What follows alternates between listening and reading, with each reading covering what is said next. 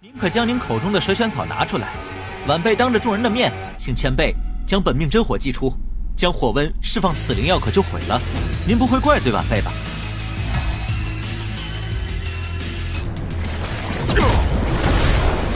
这怎么可能？居然真是火属！谭云刚才所说，居完全是真的。皇府圣宗区区一名杂役，又怎会知道？Halo, selamat datang di Aksa Movie 21. Kali ini saya akan merangkum alur cerita Agent Sky Supreme episode 148. Dikarenakan Mimin tidak bisa upload filmnya, jadi Mimin akan mencoba merangkum alur ceritanya saja. Baiklah, agar tidak berlama-lama lagi, berikut rangkumannya. Di episode sebelumnya di kompetisi 4 keahlian, masing-masing perwakilan sekte ilahi harus menebak jenis tanaman obat. Namun Luo yang menjadi perwakilan sekte Huanfu kalah telak dalam kompetisi tersebut, sehingga Tanjun pun mengajukan diri untuk menggantikan Luo bertanding. Alhasil, Tanjun pun dengan mudah menebak semua jenis tanaman obat yang tersisa secara berurutan. Melihat posisi Tanjun yang sudah unggul jauh, Zugeyu mengeluarkan tanaman obat langka. Dia berencana menjebak Tanjun, karena jika tebakannya salah, maka poin Tanjun akan dikurangi. Tanjun mencoba menebak tanaman langka yang diperagakan Zugeyu tersebut, dan Zugeyu beserta orang-orang di sana menganggap jika tebakan Tanjun salah, sehingga poinnya pun dikurangi.谭云答错，皇府圣宗扣50分，太可惜了。 Tanjun yang tidak terima lalu mengajak Zugeyu bertaruh. Jika tebakannya salah, Tanjun bersedia menyerahkan 400 poin yang telah dia kumpulkan. Tapi jika tebakannya benar, Zugeyu harus memberikan poin yang sama untuk sekte Huanfu. 诸葛公主，反之，贵公便赠与我。 Zugeyu pun setuju dengan tantangan Tanjun. Tantai Xuanzong juga mendukungnya. Walaupun Murong Sisi takut jika hal itu akan membuat mereka rugi besar, tapi melihat Tanjun yang sangat yakin, Tantai Xuanzong pun menyetujuinya. 分数关系重大，不可。弟子确定。好。 Zugeyu lalu menyuruh Tanjun membuktikan tebakannya. Bagaimana mungkin seorang murid tukang bisa mengatakan rumput ular mistik menjadi rotan naga hijau? Tanjun lalu mengatakan jika di zaman kuno, rumput ular mistik yang disebut Zugeyu itu adalah rotan naga hijau, yang membuat orang-orang di sana menertawakannya. Mereka beranggapan jika Tanjun terlalu konyol dan sangat mengada-ngada. Jadi bagaimana mungkin mereka bisa percaya omongan Tanjun tersebut?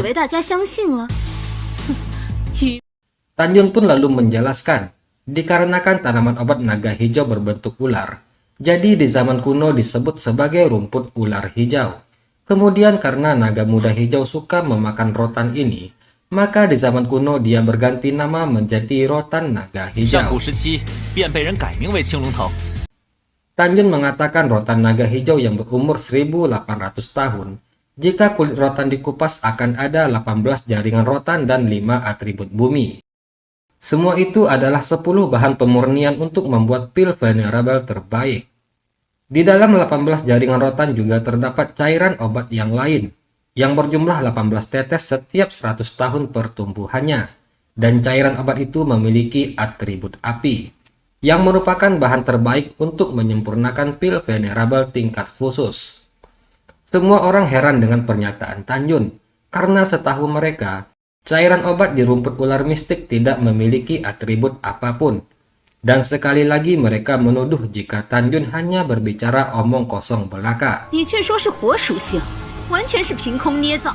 Tapi di sisi lain, Tanjun mengejek Zugeyu yang masih memiliki pengetahuan dangkal tentang tanaman obat. Tanjun menantang Zugeyu untuk mengeluarkan rumput ular mistik tersebut, dan dia akan membuktikan jika apa yang dia katakan adalah benar. Zugeyu pun lalu mengeluarkan rumput ular mistiknya. Dia berkata jika memang cairan di rumput ular mistik itu memiliki atribut api, maka dia akan mengakui jika itu adalah rotan naga hijau. Tapi jika tebakan Tanjun salah, maka dia akan membuat Tanjun menyesal karena telah menghina dan merusak tanaman obatnya. 你毁我灵药，坏我生。 Dengan tenang, Tanjun mengerahkan tenaganya untuk memotong tanaman obat menjadi beberapa bagian. Kemudian dia meminta bantuan para tetua untuk menggunakan kekuatan api kehidupan sejati. Seorang tetua lalu maju untuk membantu Tanjun. Lalu Tanjun mengatakan agar tetua tersebut mengeluarkan energi api kehidupan sejati dan tetap mempertahankannya ketika mencapai suhu tertinggi. Tetua itu pun menyerang potongan rumput tersebut dengan energi api miliknya. Sementara itu Zugeyu dan yang lainnya menunggu dengan harap-harap cemas. Setelah energi api disingkirkan, mereka semua terkejut mengetahui jika cairan di rumput itu memang mengandung atribut api. Yang dengan demikian maka semua yang dikatakan Tanjun terbukti benar. 居然真是火属性。韩云刚才所说，居完全是真的。 Seluruh anggota Sekte Huanfu bersorak merayakan kemenangan mereka karena lagi-lagi Tanjun memenangkan taruhannya. Dengan demikian sesuai kesepakatan, Sekte Jiwa Ilahi akan memberikan 400 poin mereka kepada Sekte Huanfu. Sedangkan di lain pihak Zugeyu menahan amarahnya.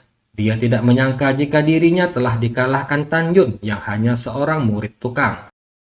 Tetua dari Sekte Pil Ilahi menanyakan cara menggunakan cairan itu kepada Tanjun.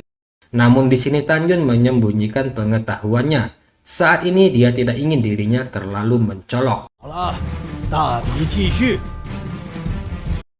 Pertandingan pun lalu dilanjutkan. Kali ini Ruyan Wuji akan bertindak sebagai penguji. Dia mengeluarkan sebuah tanaman obat. Tanjun menebak jika tanaman itu adalah rumput peri kebangkitan berusia 1600 tahun. Lagi-lagi orang di sana dibuat takjub dengan tebakan Tanjun.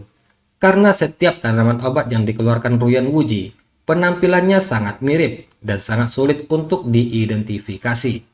Tapi Tanjun dengan cepat menebak tanaman itu, seolah-olah dia menjawabnya secara spontan. Hal itu tentu merupakan sebuah peristiwa yang sangat luar biasa. Dan tanpa terasa, Tanjun telah menjawab 20 pertanyaan dengan tepat dan benar. 20题，谭云全都抢答对了。 Dan selanjutnya adalah giliran Tantai Xuanzong. Dia akan memberikan 10 pertanyaan yang tersisa. Dan lagi-lagi Tanjun memborong ke 10 jawaban Tantai Xuanzong dengan benar. Sementara Sekte Peri Abadi dan Sekte Jiwa Ilahi hanya bisa terdiam melihat Tanjun mengalahkan mereka semua dengan telak.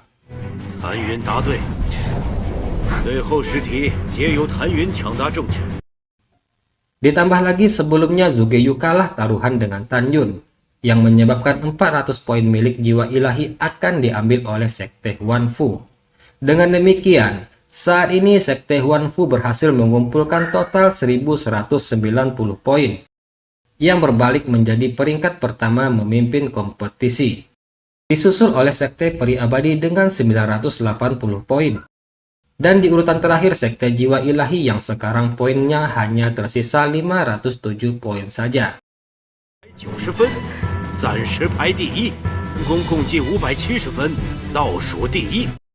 Walaupun marah karena telah dikalahkan, Zugeyu memperingatkan agar Sekte Huanfu tidak terlalu berbangga diri, karena pertandingan masih belum berakhir. Sedangkan di sisi lain, murid perwakilan Sekte Peri Abadi sangat tidak terima atas kekalahannya terhadap Tanjun.